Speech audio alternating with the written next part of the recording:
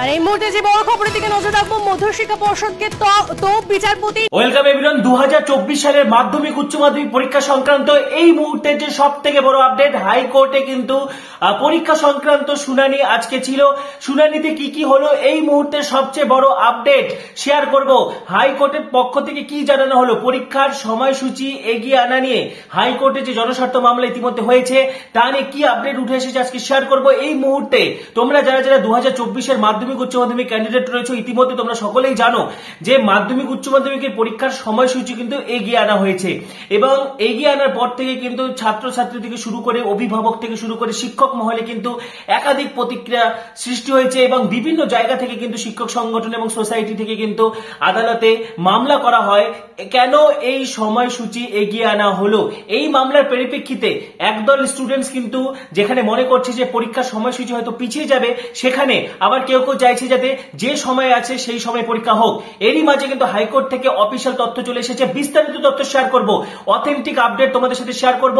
তার আগে বলছি, যারা যারা আমাদের চ্যানেলে নতুন ভিডিও দেখছো এখনই সাবস্ক্রাইব করো, মাধ্যমিক উচ্চ মাধ্যমিকের সমস্ত আপডেটের জন্য এখনই সাবস্ক্রাইব করো, পাশে থাকা বেল আইকনটা অবশ্যই প্রেস করো এবং ভিডিওটি প্রচুর প্রচুর প্রচুর শেয়ার করো। তো এই মুহূর্তে যে ব্রেকিং আপডেট, আদালতে যে হাইকোর্টে যে বিচারপতি রয়েছে বিশ্বজিৎ বসু কিন্তু রাজ্যকে চরম ভর্ৎসনা করেছে, পর্ষদকে, পশ্চিমবঙ্গ মধ্যশিক্ষা পর্ষদকে কিন্তু চরম ভর্ৎসনা করেছে এবং তাদের যে দায়িত্ব জ্ঞানহীনতা তাই নিয়ে কিন্তু প্রশ্ন তুলেছে আদালতে। তোমরা সকলেই জানো যে আমি গতকাল যে আপডেট দিয়েছিলাম সেখানে আজকে বিচারপতি জানতে চেয়েছিল পশ্চিমবঙ্গ মধ্যশিক্ষা পর্ষদের কাছে কেন মাধ্যমিক পরীক্ষা এগিয়ে আনা হলো, 11টা 45-এর পরিবর্তে কেন 9টা 45, 2 ঘন্টা এগিয়ে আনা হলো।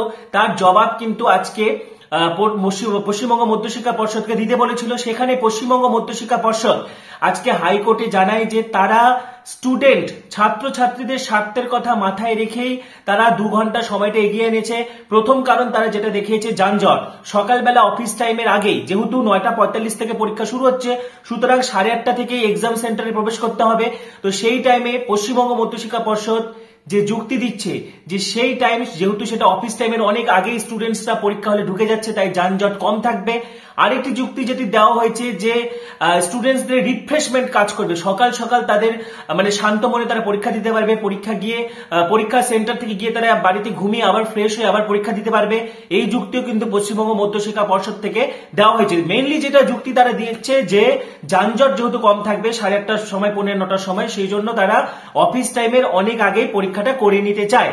কিন্তু পাল্টা কিন্তু বিশ্বজিৎ বসু প্রতিক্রিয়া দিয়েছে এবং রাজ্য সরকারকে, পাশাপাশি পশ্চিমবঙ্গ মধ্যশিক্ষা পর্ষদকে জাস্টিস বিশ্বজিৎ বসু যেটা জানিয়েছেন যে কেন তাহলে হঠকারিতায় এই সিদ্ধান্ত নেওয়া হলো, কেন পরীক্ষার 15 দিন আগে এই সিদ্ধান্ত নেওয়া হলো, এটি অনেক আগে নিতে পারতো। এবং যে যানজটের কথা বলা হচ্ছে, প্রথমে যে টাইমটা ছিল যেটি হচ্ছে 11টা 45, সেই টাইমে অর্থাৎ 12টার পরে, 12টার সময়, সেই টাইমে যানজট অনেক কম থাকে, সেটিও অফিস টাইমের পর, তাহলে সেই টাইমেও পরীক্ষা নেওয়া যেত।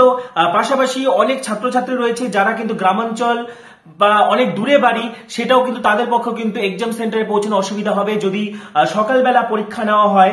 পাশাপাশি বিশ্বজিৎ বসু যেটি পশ্চিমবঙ্গ মধ্যশিক্ষা পর্ষদকে নিশ্চিত করতে বলেছে, যে ডেটা চেয়েছে, যে তিনি দেখবেন যে প্রত্যেকটি ছাত্রছাত্রী যাতে এক্সাম সেন্টার 1 থেকে 2 কিমির মধ্যে এক্সাম সেন্টার হয়, সেটি পশ্চিমবঙ্গ মধ্যশিক্ষা পর্ষদকে সুনিশ্চিত করতে হবে।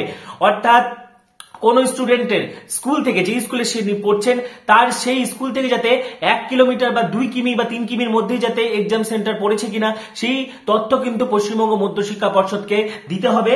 পাশাপাশি আরো একটি তথ্য কিন্তু দিতে হবে, সেটা হলো যেটি পশ্চিমবঙ্গ মধ্যশিক্ষা পর্ষদকে বিশ্বজিৎ বসু যেটি জানিয়েছেন যে কোন ছাত্রছাত্রী যাতে পরীক্ষা সেন্টারে, এক্সাম সেন্টারে পৌঁছতে যাতে অসুবিধা না হয়, সেই জন্য যানবাহনের ব্যবস্থার পাশাপাশি কিন্তু হেল্পলাইন নম্বর চালু করতে হবে। প্রয়োজনে বাড়ি থেকে যাতে, অর্থাৎ আজ দেখা যাচ্ছে যে একটা স্টুডেন্টসের বাড়ি গ্রামাঞ্চলে, ঠিক আছে, সে কোনো কারণে এক্সাম সেন্টারে যেতে পারছে না, তাহলে তাকে বাড়ি থেকে কিন্তু নিয়ে যাওয়ার ব্যবস্থা করতে হবে পশ্চিমবঙ্গ মধ্যশিক্ষা পর্ষদকে।